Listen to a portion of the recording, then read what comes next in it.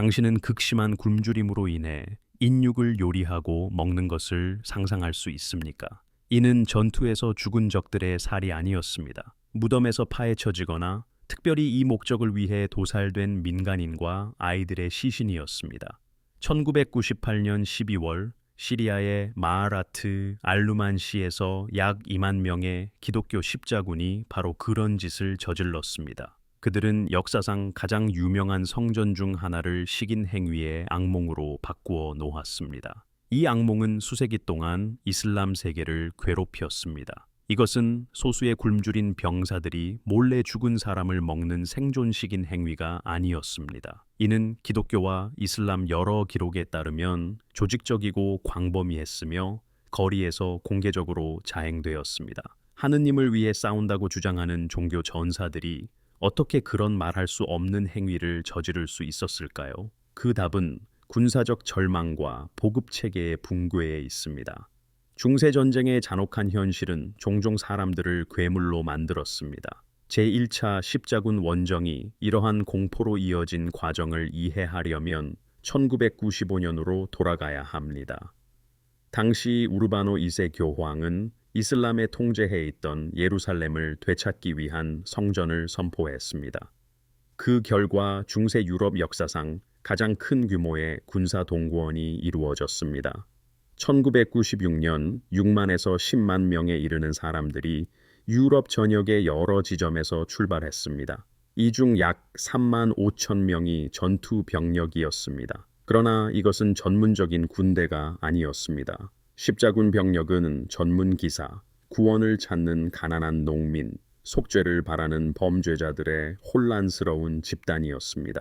이들은 또한 불을 찾아 나선 모험가들로 구성되어 있었습니다. 그들은 통일된 지휘 체계나 확립된 보급선이 없었습니다. 2500마일이라는 여정의 길이를 제대로 이해하지도 못했습니다. 각기 다른 파견대들은 툴루즈의 레몽, 타란토의 보에몽, 부용의 고드프리와 같은 강력한 귀족들이 이끌었습니다. 이들은 서로를 경멸하며 영광과 약탈을 두고 경쟁했습니다. 셀주크 튀르크족에 대항하여 서방의 도움을 요청했던 비잔틴 제국은 이 무질서한 무리가 콘스탄티노플로 다가오는 것을 공포 속에서 지켜보았습니다. 십자군의 잔혹성은 마아라트에 도착하기 훨씬 전부터 명성을 떨쳤습니다. 1998년 6월 그들은 안티오크 시를 점령했습니다. 8달에 걸친 잔혹한 포위 공격 후였습니다. 양측의 사상자와 굶주림으로 인한 민간인 사망자를 합치면 약 10만 명의 목숨을 앗아갔습니다. 안티오크를 점령한 직후 십자군은 대규모 이슬람 구원군에 의해 포위되었습니다. 그 절망적인 한 달 동안 십자군은 말과 짐승을 먹어야 했습니다. 심지어 가죽을 삶아 씹어 허기를 채웠습니다. 그 몇 주 동안 약 5천 명의 병사들이 굶주림과 질병으로 사망했습니다. 1998년 6월 28일 그들은 절박한 전투를 통해 마침내 포위망을 뚫었습니다. 그들은 붙잡을 수 있는 거의 모든 이슬람 병사를 학살했습니다. 사망자는 약 15,000명에서 2만 명으로 추정됩니다. 그러나 안티오크는 식량이 바닥난 상태였습니다. 주변 시골 지역은 수개월간 여러 군대가 약탈하여 황폐해져 있었습니다. 십자군은 그들을 먹여 살릴 수 없는 도시에 갇혔습니다. 지도자들은 다음에 무엇을 할지에 대해 합의하지 못했습니다. 일부는 즉시 예루살렘으로 진군하기를 원했습니다. 다른 이들은 시리아에서 그들의 정복을 확고히 하기를 원했습니다. 이러한 우유부단함은 재앙을 초래할 것이었습니다.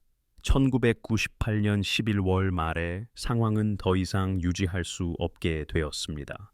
툴루즈의 레몽궁은 약 2만 명의 십자군을 지휘하고 있었습니다.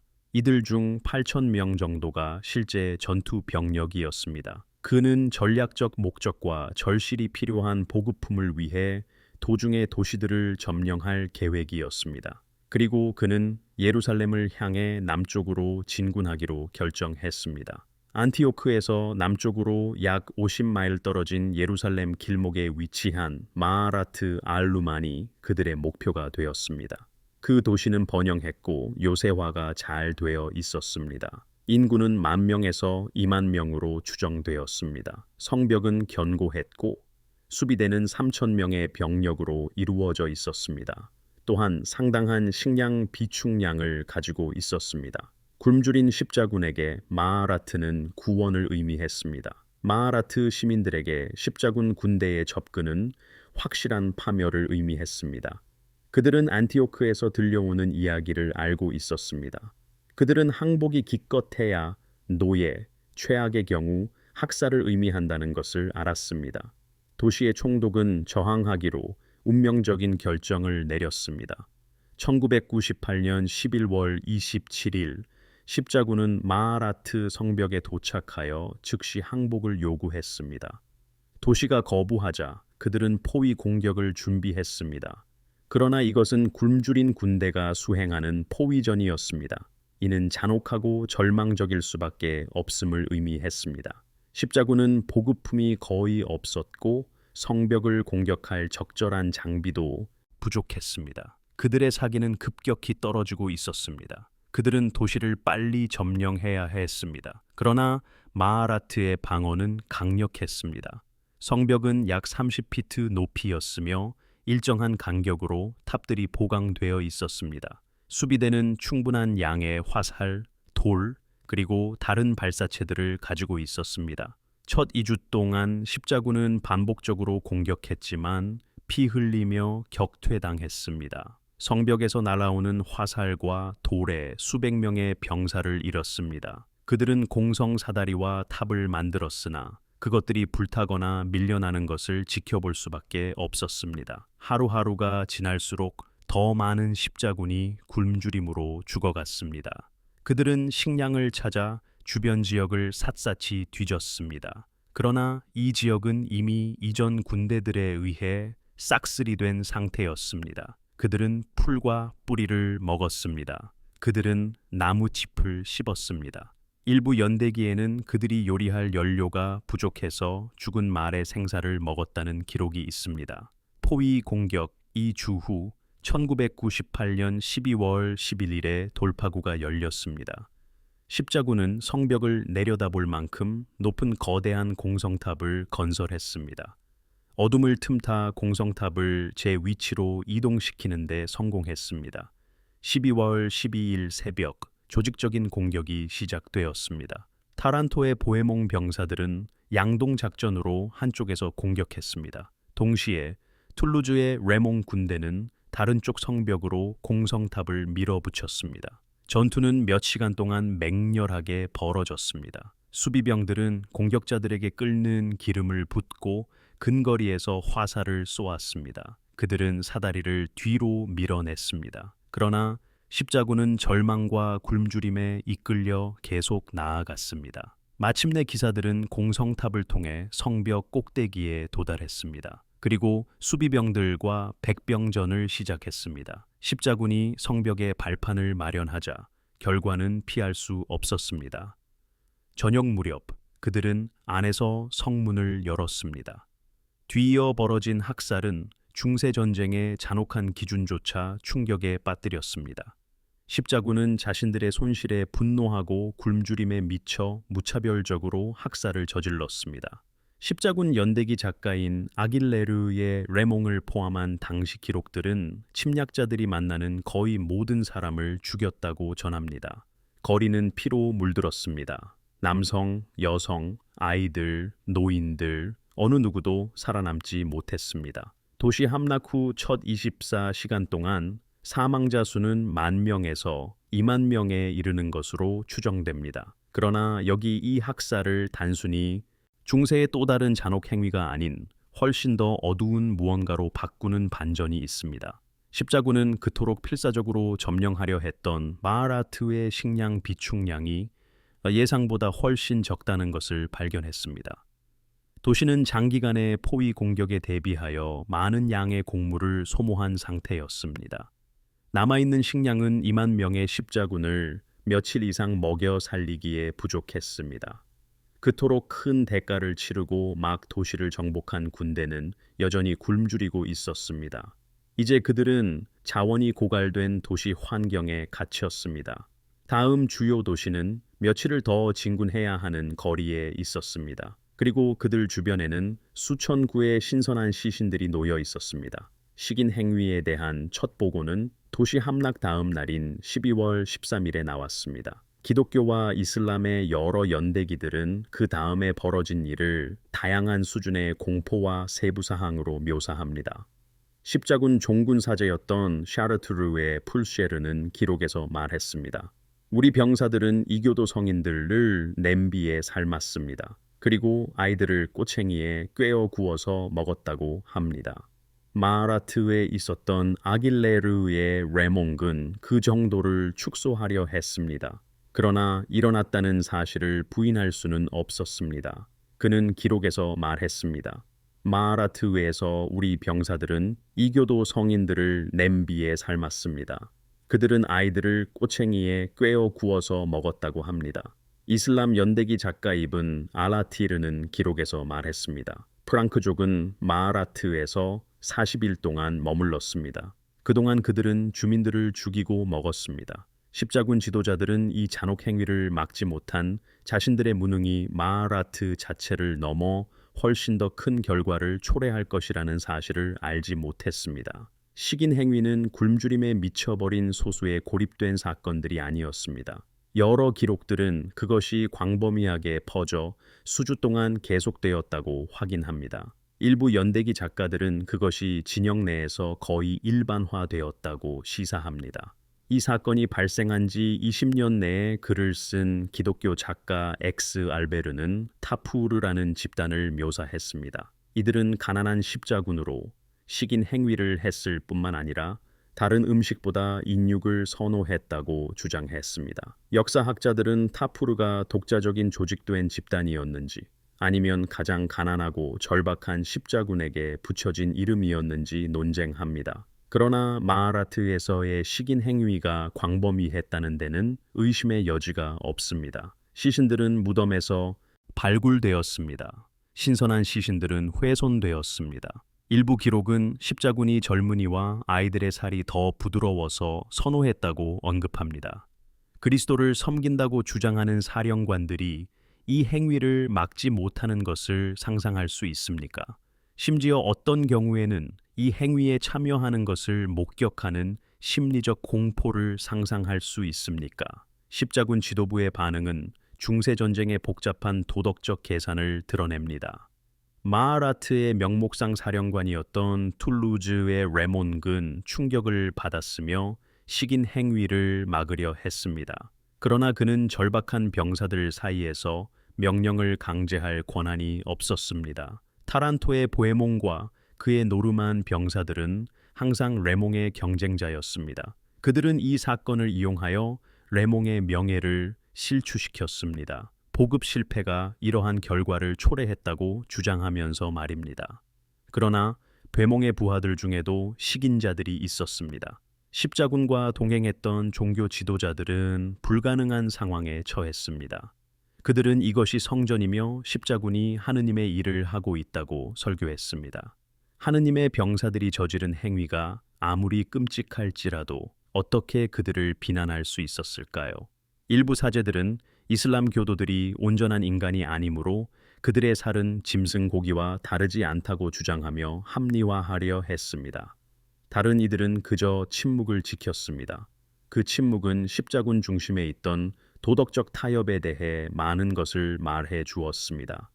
마하라트에서의 포위 공격과 그 여파는 1999년 11월 말부터 1월 초까지 총 약 40일 동안 지속되었습니다. 그 기간 동안 십자군 병력은 사실상 응집력 있는 군대로서 해체되었습니다. 일반 병사들은 지도자들이 자신들을 먹여 살리거나 규율을 유지하지 못하는 것에 점점 더 혐오감을 느꼈습니다. 그들은 대거 탈영하기 시작했습니다. 기사들과 귀족들은 정치적 권력 다툼을 계속했습니다. 레몽과 베몽은 누가 마하라트와 주변 영토를 통제할지를 두고 거의 충돌할 뻔했습니다. 마침내 1999년 1월 초 레몬은 교착 상태를 타개하고 도덕적 권위를 회복하기 위해 극적인 제스처를 취했습니다. 그는 마하라트의 성벽을 파괴하도록 명령했습니다. 이로써 도시는 방어할 수 없게 되었고 전략적 가치도 사라졌습니다. 그리고 그는 다른 지도자들이 동참하든 않든 즉시 예루살렘으로 진군하겠다고 선포했습니다. 1999년 1월 13일 레몽의 군대는 마하라트를 떠났습니다. 그들은 도시를 폐허로 남겨두었습니다.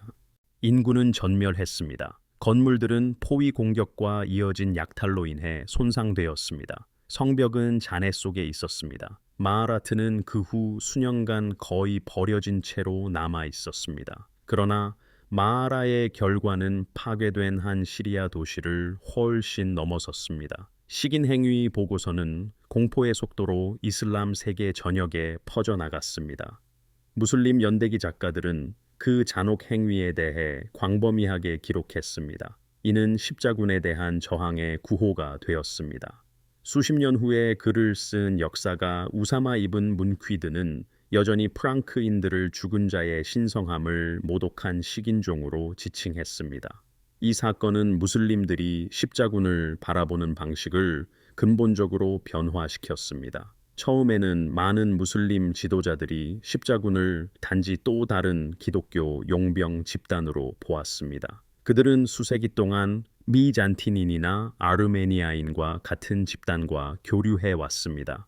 신학적, 정치적 차이는 존재했지만 이는 협상될 수 있는 부분이었습니다. 마하라는 뭔가 다른 것을 드러냈습니다. 그것은 거의 인간이라고 할 수 없는 적이었으며 차마 입에 담을 수 없는 신성 모독을 저지를 수 있었습니다.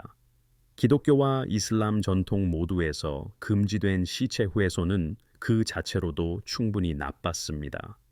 그러나 인육 섭취는 프랑크인들을 이슬람 문학에서 악마에게만 할당되었던 악의 범주로 격상시켰습니다. 이러한 인식은 군사적 결과를 가져왔습니다. 마하라 이후 무슬림 통치자들은 십자군과 싸울 병사들을 모집하기 훨씬 쉬워졌습니다. 도시들은 항복 조건을 협상하기를 덜 원했습니다. 그들은 십자군이 자비를 베풀 것이라고 믿을 수 없다고 정당한 이유로 믿었기 때문입니다. 양측의 태도, 경직은 십자군 원정의 잔혹성을 증가시키는 데 기여했습니다. 1999년 7월 십자군이 예루살렘을 마침내 함락했을 때 그들은 또 다른 대규모 학살을 자행했습니다. 약 3만에서 4만에 달하는 무슬림과 유대인들을 학살했습니다. 무슬림 자료들은 이를 마하라와 명시적으로 연결했습니다. 프랑크인들을 그들의 길에 있는 모든 것을 삼켜버리는 메뚜기 떼로 묘사했습니다. 잔혹 행위와 복수의 순환은 200년 동안 계속되었습니다. 십자군 자체에 대한 심리적 영향도 과소평가해서는 안 됩니다. 마하라에서 식인 행위에 참여했거나 목격했던 많은 병사들은 그로 인해 정신적 충격을 받았습니다. 일부 연대기에는 마하라 이후 십자군 원정을 완전히 포기한 기사들이 언급됩니다. 그들은 자신들이 본 것을 종교적 신념과 조화시킬 수 없었습니다. 다른 이들은 극단적인 경건 행위나 자해 행위를 통해 속죄하려 했습니다. 십자군 사제들은 고해와 사면 요청이 급증했다고 보고했습니다. 그러나 다른 많은 사람들은 그 경험으로 인해 잔혹해졌습니다. 그들의 도덕적 경계는 영구적으로 변화했습니다. 중세전쟁은 이미 잔혹했지만 첫 번째 십자군 원정은 폭력을 새로운 극단으로 몰고 갔습니다.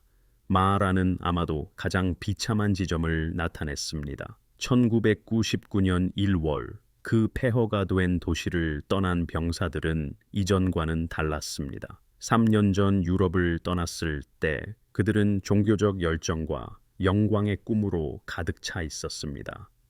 마하라의 군사적 교훈 또한 중요했습니다.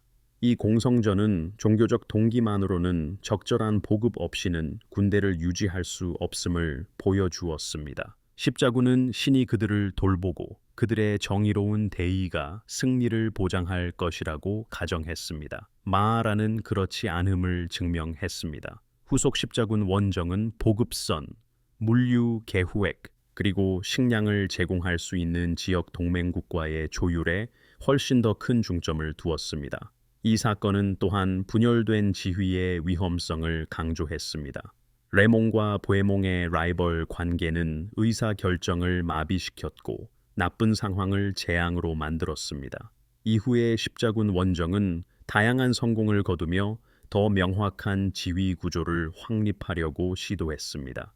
마라 성벽의 파괴는 레몽의 제스처로 의도되었지만 초토화 전술의 한계 또한 보여주었습니다. 도시를 경쟁자들에게 쓸모없게 만드는 것은 또한 그 점령에서 아무것도 얻지 못한다는 것을 의미했습니다. 더 넓은 역사적 관점에서 볼 때 마라는 오늘날까지 영향을 미치는 기독교 무슬림 관계의 전환점을 나타냅니다. 십자군 원정 이전에 기독교 유럽과 이슬람 세계 간의 상호작용은 갈등과 협력, 무역과 전쟁, 문화 교류와 종교적 경쟁이 혼합된 특징을 보였습니다. 십자군 원정과 특히 마아라는 존재론적 두려움과 증오라는 새로운 요소를 도입했습니다. 무슬림들은 서구 그리스도인들을 근본적으로 야만적이고 위험하다고 보기 시작했습니다. 한편 그리스도인들은 무슬림들을 점점 더 비인간화하여 잔혹 행위를 저지르고 정당화하기 쉽게 만들었습니다. 이러한 상호 악마화는 수세기 동안 기독교 세계와 이슬람 세계 간의 상호작용을 형성했습니다. 오늘날 변형된 형태로 지속되는 고정관념과 두려움을 만들어냈습니다. 현대 극단주의 단체들이 서방에 대한 폭력을 정당화하기 위해 십자군 전쟁을 들먹일 때가 있습니다. 그들은 마아라가 서구 야만주의의 예로 두드러지게 등장하는 역사적 기억을 이용하는 것입니다. 이 공성전은 또한 종교 전쟁의 본질과 전투에서의 도덕적 한계에 대해 불편한 질문을 제기합니다. 십자군은 자신들이 성전을 치르고 있으며 그들의 대의가 정당하고 신이 그들의 편이라고 믿었습니다.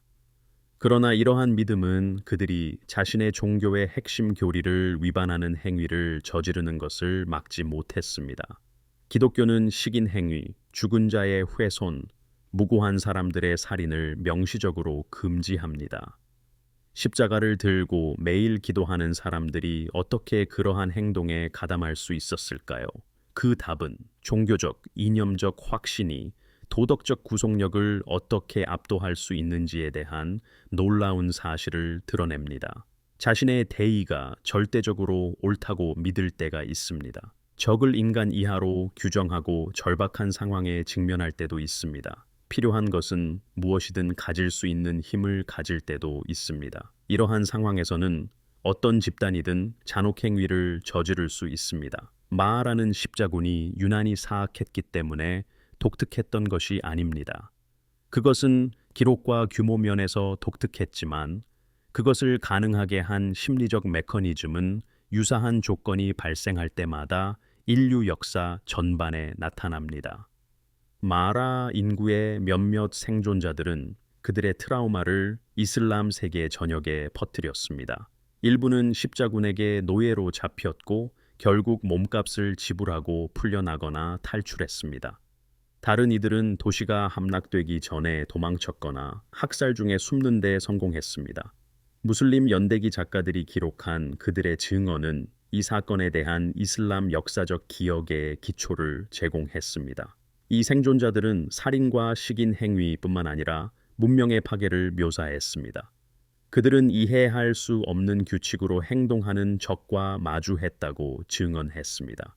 마아라는 도서관과 학자들이 있는 학문의 중심지였습니다. 한 생존자는 수세기 동안 축적된 지식이 며칠 만에 파괴되었다고 한탄했습니다. 연료로 불태워지거나 길거리에서 짓밟힌 문서들도 있었습니다. 문화적 손실은 헤아릴 수 없었습니다. 이 또한 무슬림들이 십자군 전쟁을 이해하는 방식이 되었습니다. 그것은 단순한 군사적 침략이 아니었습니다. 이슬람 문명 자체에 대한 공격으로 여겨졌습니다. 만약 툴루즈의 레몽기 병사들의 규율을 유지했다면, 마하라에서 적절한 식량을 찾았다면 식인 행위는 발생하지 않았을 것입니다. 만약 공성전이 며칠 더 짧았거나 도시가 더 일찍 항복했다면 상황은 달라졌을 것입니다. 그리고 만약 그런 일이 없었다면 첫 번째 십자군 원정은 오늘날 무슬림들에게 다르게 기억되었을지도 모릅니다. 아마도 십자군 국가와 무슬림 세력 간의 협상은 더 쉬웠을 것입니다. 아마도 수세기 동안 갈등을 부추겼던 강렬한 증오가 다소 줄어들었을지도 모릅니다.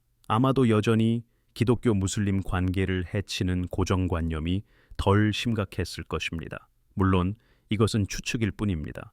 십자군 원정은 양측에서 충분한 잔혹 행위를 발생시켜 마아라 혼자서 그 성격을 결정하지는 않았습니다. 그러나 마아라는 그 끔찍한 기록 속에서도 두드러집니다.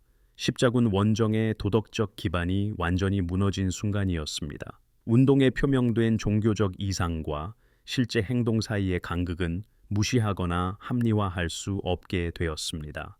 마하라의 역사적 기억은 사건 발생 이후 계속 논쟁의 대상이 되어 왔습니다. 19세기와 20세기 초 일부 서구 역사가들은 식인 행위를 축소하거나 부인하려고 했습니다. 그들은 무슬림 연대기 작가들이 선전 목적으로 과장했다고 주장했습니다.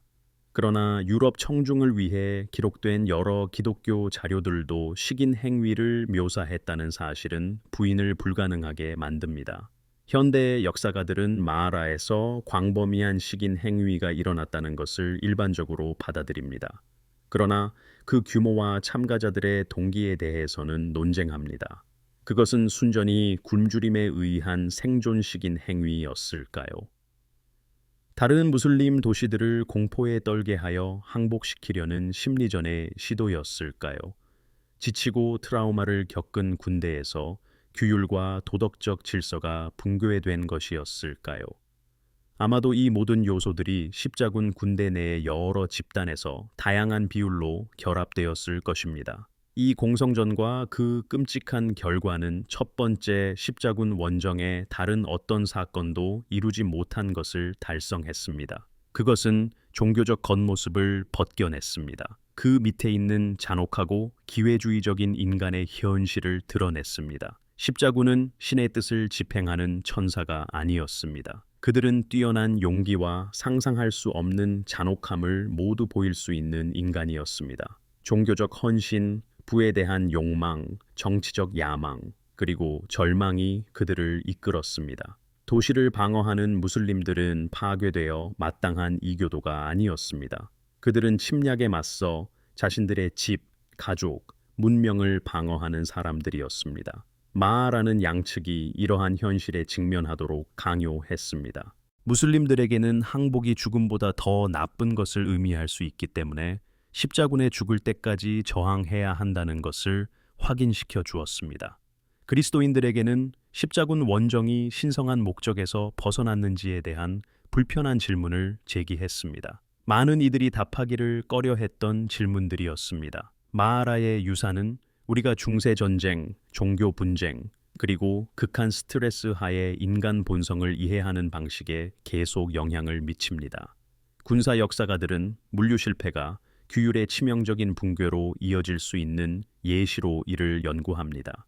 십자군 학자들은 이 운동의 성격이 드러나고 변화된 중요한 순간으로 마하라를 봅니다. 윤리학자와 철학자들은 압력 아래에서 도덕적 한계가 어떻게 무너지고 이념적 확신이 어떻게 잔혹 행위를 가능하게 하는지에 대한 사례 연구로 이를 검토합니다. 그리고 현대 중동에서 마하라는 역사적 의식의 일부로 남아 있습니다. 오늘날 인식과 정치를 형성하는 서구 폭력에 대한 경고입니다. 현대 시리아에 위치한 이 도시는 시리아 내전 동안 다시 한번 포위되고 손상되었습니다. 이는 그 역사적 부담에 새로운 비극의 층을 더했습니다. 마하라 공성전에서 배울 점이 있다면 이것일 것입니다. 종교적 헌신이나 이념적 확신이 악행으로부터 당신을 면역시키지 않습니다. 절박한 상황은 인격을 형성하기보다는 드러낼 뿐입니다. 마하라에서 인육을 먹었던 십자군들은 태어날 때부터 괴물이 아니었습니다. 그들은 비범한 상황에 처한 평범한 사람들이었습니다. 도덕적 틀이 무너지고 어떤 수단을 써서라도 살아남기로 선택했습니다. 그 선택은 역사를 통해 울려 퍼집니다. 인간이 무엇을 할 수 있는지에 대한 경고입니다. 우리는 의로움에 대한 확신을 절망과 타인에 대한 권력과 결합할 때 잔혹해집니다. 마라는 단순한 역사적 호기심이나 고립된 잔혹 행위로만 기억되어서는 안 됩니다. 그것은 우리에게 전쟁, 신앙, 인간 본성에 대한 불편한 진실을 보여주는 거울입니다. 그 진실은 거의 1000년이 지난 지금도 여전히 유효합니다. 십자군 전쟁의 가장 어두운 장 중 하나를 깊이 탐구한 이 영상을 시청해 주셔서 정말 감사합니다. 이 영상이 유익하고 흥미로웠다면 좋아요 버튼을 눌러주세요. 다음 24시간 안에 1500개의 좋아요를 목표로 해봅시다. 어려운 주제를 다루더라도 역사 콘텐츠가 중요하다는 것을 보여주기 위함입니다.